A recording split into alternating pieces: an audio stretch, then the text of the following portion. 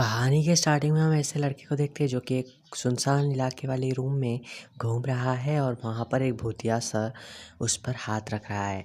इसके अगले सीन में हम देखते हैं कि 8 महीने पहले श्री और उसका बेटा मानदार अकेले ही इस दुनिया में सफ़र कर रहे हैं, क्योंकि उनकी जो माँ है वो अब इस दुनिया में नहीं रही। और यहाँ मानदार एक दिन क्रिकेट खेल रहा होता है, तभी वो बेहोश हो जाता है और उसे श्री लेकर हॉस्पिटल चला आता है। और हॉस्पिटल में उसे पता चलता है कि मानदार के कई टेस्ट करने होंगे, और जहाँ पर संजीवनी हॉस्पिटल में डॉक्टर श्रीनॉय जो कि चाइल्ड एक्सपर्ट है उनके पास वो उन्हें दिखाए, ऐसा वो डॉक्टर उन्हें कहते हैं। और फिर ये उन्हें लेकर आता है संजीवनी हॉस्पिटल में, जहाँ उन्हें डॉक्टर राधिका मिलती है जो कि डॉक्टर श्रीनॉय की बेटी होती है। और ये संजीवनी हॉस्पिटल चाइल्ड के लिए स्पेशलिस्ट है, इसलिए वो इसे यहाँ लेकर आया है।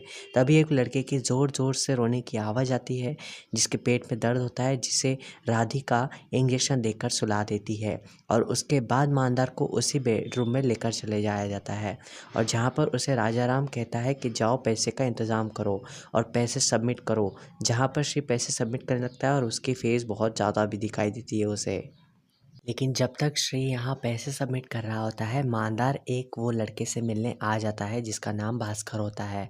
और भास्कर के कमरे में वो जैसे ही जाता है, उसे दिखता है कि भास्कर खिड़की से बाहर आगे वाली एक वीरानी बिल्डिंग में देख रहा है और हंस रहा है। तभी उससे भास्कर बात करता है और कहता है कि तुम अभी नए आए हो, तुम्हारा नाम मानदार है, तुम अभी यहाँ शिफ्ट होने वाले हो, यानी कि तुम यहाँ एडमिट होने वाले हो इस हॉस्पिटल में। और मानदार कहता है ऐसा कुछ नहीं है, मैं थोड़ी देर में इस हॉस्पिटल से चला जाऊंगा, मेरा सिर्फ नॉर्मल टेस्टिंग चल रहा है। लेकिन यहाँ पर वो कहता है कि मेरी माँ एलिज़ाबेथ ने बताया कि तुम यहीं रहने वाले हो, क्योंकि तुम्हें अभी यहाँ एडमिशन लेना है इस हॉस्पिटल में। और वो कहता है कि तुम्हारी माँ से तुम कैसे बात कर लेते हो? तो वो कहता है मेरे पास एक फ़ोन है। और यहाँ पर फिर वो क्रिकेट खेलने के वजह से यहाँ से बाहर चले जाते हैं, और क्रिकेट खेलने के लिए वो बाहर जाते हैं और अब थोड़े से अच्छे दोस्त भी बन चुके हैं। जहाँ पर भास्कर सीढ़ियों से आगे की वीरानी बिल्डिंग में जाने की कोशिश करता है, तभी वो इन सभी बातों को किसी से भी बताने के लिए मना कर देता है। और फिर यहाँ पर श्री उसे ढूँढने के लिए बेताब हो जाता है, और वो उसे ढूँढने लगता है, क्योंकि यहाँ पर मंदार अपने जगह पर नहीं होता, इस वजह से। फिर सभी हॉस्पिटल के स्टाफ उसे ढूँढकर उसे पता कर लेते हैं। फिर वो बताता है भास्कर के बारे में। फिर वो कहता है श्री भास्कर कौन है? तभी हॉस्पिटल की डॉक्टर बताती है कि भास्कर भी लास्ट स्टेज में है कैंसर के, जिसके लिए हम एनजीओ से हेल्प लेकर उसकी ऑपरेशन की तैयारी कर रहे हैं। और जो लड़का आपने देखा था जो चिल्ला रहा था, वही वो लड़का है। फिर उन्हें राजाराम कहता है कि वो सामने की वीरानी बिल्डिंग में चला गया है। यहाँ पर वीरानी बिल्डिंग हॉस्पिटल के बाजू में ही होती है, जो कि संजीवनी हॉस्पिटल के एकदम बाजू में ही होती है, जो कि खंडर पड़ी हुई होती है। और जहाँ पर फिर अगले दिन श्री परेशान हो जाता है कि आखिर मंदार के साथ क्या होगा। और अगले दिन वो मिलने आता है डॉक्टर राधिका से, तो राधिका कहती है कि भास्कर के अंदर काफ़ी ब्लीडिंग हुई जब वो एक नई बिल्डिंग में गया था वीरानी वाली, और उसका तबीयत बहुत ख़राब है। और यहाँ पर भास्कर मंदार को दिखता है, और मंदार को वो एक उस डेड बॉडी के जगह पर ले जाता है, जो कि हॉस्पिटल सेक्शन में ही होता है। तभी वो नर्स कहती है कि मंदार की बेहोशी मिली है उस डेड बॉडी के जगह पर, जहाँ श्री उसे जाकर देखता है। और मंदार की बेहोशी के ऊपर वो बात करता है राधिका से। राधिका कहती है कि मंदार के हमें कुछ टेस्ट करने होंगे, क्योंकि टेस्ट करने के बाद ही सब कुछ पता चलेगा कि आखिर मंदार के साथ क्या गड़बड़ है, और मंदार को यहीं आपको एडमिट करना होगा। और जैसा कि कहा था उस भास्कर ने, उसे मंदार को यहाँ पर एडमिट करना ही पड़ा। और फिर उसे मंदार कहता है कि एलिज़ाबेथ आगे के रूम में रहती है, उसने मुझे बताया है भास्कर ने। और वो कहता है कि भास्कर तो यहाँ है ही नहीं, और वो कहता है कि भास्कर ने ही मुझे उस डेड बॉडी की जगह ले गया था। और एलिज़ाबेथ भी आगे के वीराने खंडर में रहती है, और उससे मैंने कांटेक्ट करने की कोशिश कर सकते हैं, क्योंकि भास्कर भी उससे कांटेक्ट करता था एक फ़ोन के ज़रिए।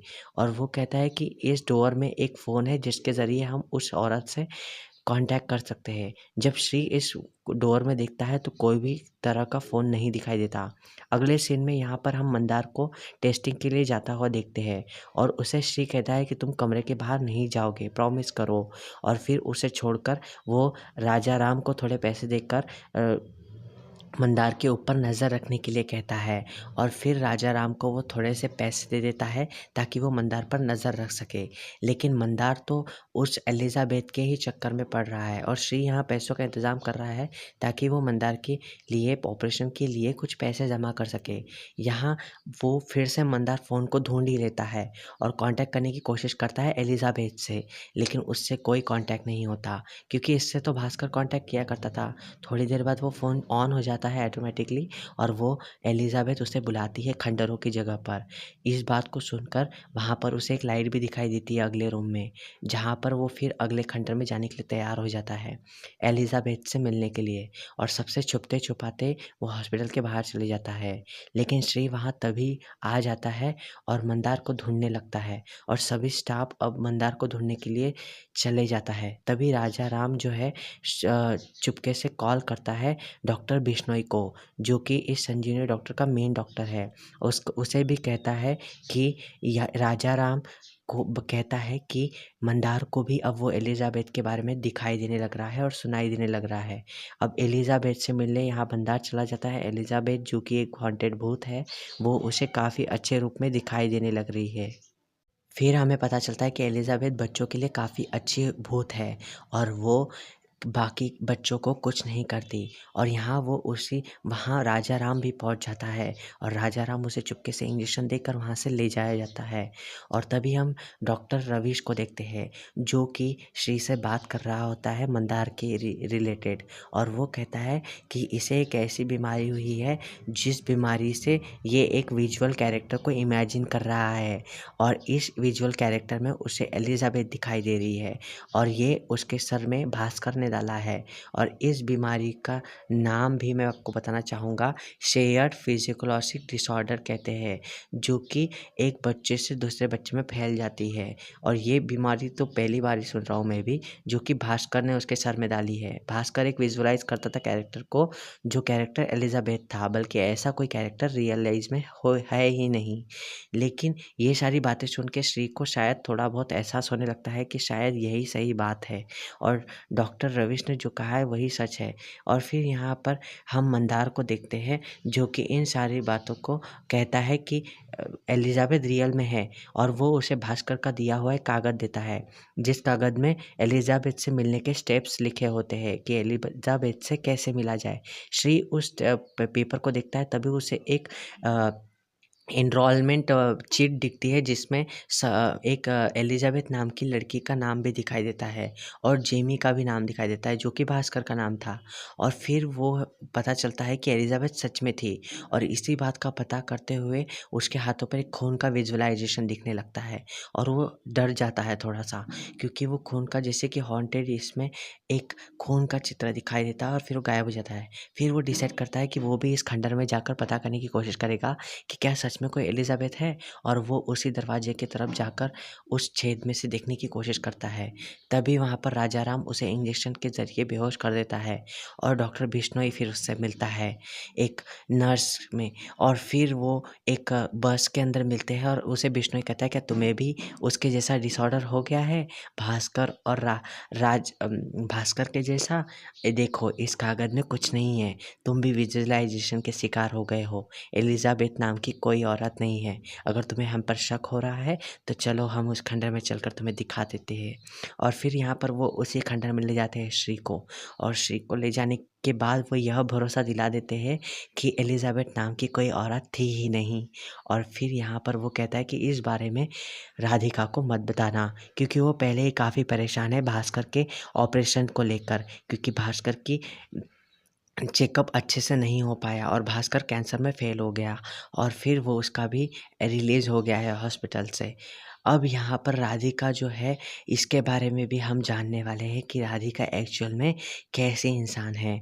और फिर यहाँ पर हम देखते हैं श्री को ये पता चलता है कि अब जो भास्कर का ऑपरेशन हुआ था कैंसर का, उसी तरह से अब मंदार का भी हॉस्पिटल में कैंसर का चेकअप होने वाला है। लेकिन पैसों की तंगी की वजह से उसे राधिका बताती है तुम एनजीओ की हेल्प ले सकते हो, क्योंकि इसके पहले भी एनजीओ की हेल्प से काफ़ी सारे ऑपरेशन हुए हैं। और जैसे ही एनजीओ का एक सरकारी ऑफिसर उसे बताता है कि ये एनजीओ की मदद पहले भी ले जा चुकी है, मतलब पहले भी एनजीओ की मदद से काफ़ी फंड इकट्ठे किए हैं ऑपरेशन के लिए। जिन लोगों की ऑपरेशन के लिए पैसे नहीं रहते थे उन लोगों के लिए एनजीओ से हेल्प ली गई है इस हॉस्पिटल में। तभी वो चेक करता है मोबाइल में कि काफ़ी सारे लोगों ने इस हॉस्पिटल में बच्चों के ऑपरेशन के लिए एनजीओ से हेल्प ली है। तभी उसे डाउट होता है यहाँ के डॉक्टर्स पे, और तभी उसे एलिज़ाबेथ भी दिखाई देती है एक पिक्चर के अंदर।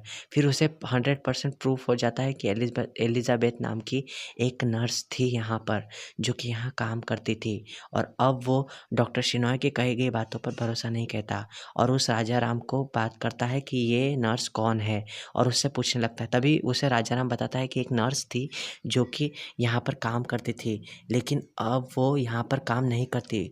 उसने कुछ डाउट भी क्लियर किए थे, जैसे कि उसके कुछ विरोध भी थे डॉक्टर के विरोध में, और वो उसके कुछ आरोप भी थे, लेकिन वो कुछ दिनों के बाद दिखाई देना बंद हो गई। पता नहीं वो कहाँ गई। और फिर यहाँ पर इसी तरह से राजा राम उसके बारे में जानकारी श्री को बताता है।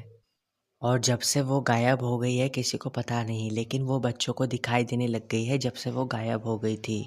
और मुझे इतना ही पता है इसके बारे में, इससे ज़्यादा मैं कुछ नहीं जानता। और श्री को अब ये कंफर्म हो चुका था कि यहाँ पर सच में कोई एलिज़ाबेथ नाम की औरत दिखाई दे रही है बच्चों को। और अब इसके बारे में पता करने के लिए श्री एक्साइटेड, मतलब डरावने तरीके से एक्साइटेड हो जाता है। और फिर यहाँ पर लेकिन राजा राम उसे मौका देखकर उसी खंडहर इलाके में बंद कर देता है, जहाँ श्री उस दरवाजे की तरफ जाने की कोशिश करता है जहाँ पर दरवाजे के अंदर होल था। और अब वो उस दरवाजे के अंदर जाकर देखने की कोशिश करता है कि यहाँ से क्या होगा। और उस दरवाजे के अंदर जाकर वो उस कमरे से दूसरे कमरे की ओर देखने की कोशिश करता है, जो कि कमरा मंदार का होता है। और वहाँ देखने के लिए वो कोशिश करता है और मंदार को वो देखता है। और मंदार को हॉस्पिटल में देखकर वो मंदार उसे हाय कहता है और कहता है उसके पिताजी को कि आप सही जगह पहुंच चुके हैं वहाँ पर। और फिर ये राधिका भी उसे देखती है श्री को, और फिर राधिका का रियल सच हमें पता चलता है कि राधिका कहती है कि ये लोग कभी नहीं सुधरेंगे। और मंदार को लेकर वो चली जाती है एक रूम में। और फिर से यहाँ से निकलने की कोशिश करता है, क्योंकि उसके फिर तभी उसे पकड़ लेती है वो एलिज़ाबेथ नाम की हॉन्टेड भूत।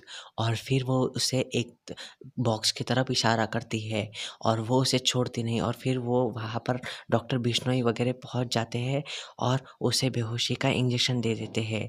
यानी कि अब वो श्री को बारे में सच्चाई जान लेते हैं, इसीलिए अब सब लोग मिले हुए होते हैं और उसे वहाँ कैद कर लेते हैं।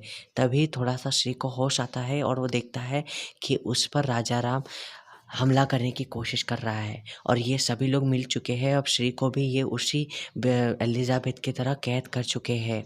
और अब यहाँ पर श्री को थोड़ा-सा होश आता है, तभी वो देखता है कि राजा राम उसे एक इंजेक्शन लगाने की कोशिश कर रहा है। और ये सब देखते हुए वो राजा राम को पकड़ लेता है और उस इंजेक्शन को लगाने के लिए उसे राधिका ही कहती होगी, क्योंकि राधिका भी अनपढ़ है, क्योंकि राधिका को भी डॉक्टर की पढ़ाई में 3 बार वो फेल हो चुकी है। और अब यहाँ पर वो इसी तरह से बच्चों का ऑपरेशन करती है, जहाँ उसे खुद कुछ नहीं आता वो चली है बच्चों की हेल्प करने के लिए, यानी कि उनके ऑपरेशन करने के लिए। और डॉक्टर शिनॉय जो कि रियल में एक्सपर्ट है डॉक्टर के, वो यहाँ पर राधिका का सच छुपा रहे हैं और मंदार के हॉस्पिटल में चेकअप करने के लिए उसे मंजूरी भी दे देते हैं। और राधिका को वो इन सारी चीज़ों से दूर रहने के लिए कहते हैं, और शिनॉय को कहते हैं, शिनॉय ये कहते हैं वो डॉक्टर को कि उस पर थोड़ा-सा चीरा लगा दो और कह दो लोगों से कि उसका ऑपरेशन हो गया है कैंसर का, और पैसे जो एनजीओ के आए हैं वो ये ऐसे ही ठग लेते हैं। और इस तरह का ये सच हमें पता चलता है इस मूवी के अंदर इन डॉक्टरों का। और इसके बाद हम देखते हैं कि राजा राम को वो श्री पकड़ लेता है होश आने के बाद, और राजा राम को ही वो इंजेक्शन लगा देता है। और यहाँ पर हम देखते हैं कि राधिका ऑनलाइन ऑपरेशन का ज़रिया देखती है कि कैसे ऑनलाइन रिसर्च करके वो ऑपरेशन कर सके बच्चों का, और ये एक नंबर की सहायको होती है जो कि बच्चों का ऑपरेशन कर देती है। और फिर यहाँ पर उसका सच हमें पता चल गया है। और अब हम देखते हैं श्री को। और तभी पता चलता है कि मंदार वहाँ से भाग गया है और श्री जो कि राजा राम को इंजेक्शन देकर भाग गया है, वो मंदार को भी लेकर भाग गया है। और फिर हमें पता चलता है कि सभी लोग इस हॉस्पिटल का विरोध कर रहे हैं। इस सीन में हमें पता चलता है कि इस दवाखाने के बारे में सभी लोगों को पता चल गया है, क्योंकि जब श्री उस कमरे में गया था, उस बॉक्स की तरफ उस पर एलिज़ाबेथ ने इशारा किया था, वहाँ उसे एक फ़ोन मिलता है। उस फ़ोन के अंदर वो एक रिकॉर्डिंग चेक करता है, जहाँ पर वो जो हॉन्टेड औरत थी एलिज़ाबेथ, उसने सच्चाई के बारे में रिवील किया है इस हॉस्पिटल के बारे में। वो कहती है उस रिकॉर्डिंग में कि यहाँ पर ये लोग ऐसे तरह के फ्रॉड करते हैं और राधिका को तो कुछ ही नहीं आता है, और ये लोग ऐसे ही एनजीओ की मदद से यहाँ पर फंड इकट्ठे करते हैं। और जब वो ये इस बारे में पता चल जाता था उसे, तो इन लोगों ने उसे बंद कर दिया था और उसने सुसाइड कर लिया था। और फिर वो खंडर में से सभी लोगों को इन बारे में जानकारी हो जाती है और डॉक्टर शिनॉय और राधिका का सच सब लोगों के सामने आ जाता है। और अगले सीन में हम देखते हैं कि कैसे यहाँ पर एलिज़ाबेथ को पता चल गया था, यानी जो वो करना चाहती थी बच्चों की मदद, वो सभी बच्चों को फ़ोन के ज़रिए रिकॉर्ड बुलाती थी अपने पास और उन्हें अपने दवाई यानी कि उनकी रियल जो प्रॉब्लम्स थे उससे छुटकारा दिलाने के लिए मदद करती थी। यानी वो बच्चों को कोई नुकसान नहीं पहुँचाती थी और वो सभी लोगों को उन लोगों से बचाना चाहती थी, उन डॉक्टरों से, जो डॉक्टर वहाँ पर एक्चुअल में प्रॉब्लम थे उन बच्चों के लिए, जिन लोगों को ऑपरेशन भी नहीं आता था। वो सिर्फ़ उनका एनजीओ की मदद से पैसे ठगने के लिए उन्हें ऑपरेशन के लिए रखते थे। और यहाँ पर इसी बात का पता श्री को भी पता चल गया था और फिर श्री ने उसकी पोल खोल दी एलिज़ाबेथ की मदद से और अब एलिज़ाबेथ का सपना साकार हुआ। यानी कि वो इन लोगों की पोल खोलना चाहती थी, लेकिन श्री की तरह वो भी कैद हो चुकी थी और उसने आत्महत्या कर ली थी। लेकिन श्री ने यहाँ पर उसकी सच्चाई का पता लगाया और उस फ़ोन की रिकॉर्डिंग को वायरल कर दिया ताकि सब लोगों को इनकी असलियत का पता चल सके। और फिर यहाँ पर एलिज़ाबेथ की भी आत्मा को शायद शांति मिल गई होगी और इसी तरह से इस कहानी का एंड होता है। आई होप आप लोगों को ये वीडियो काफ़ी अच्छा लगा होगा।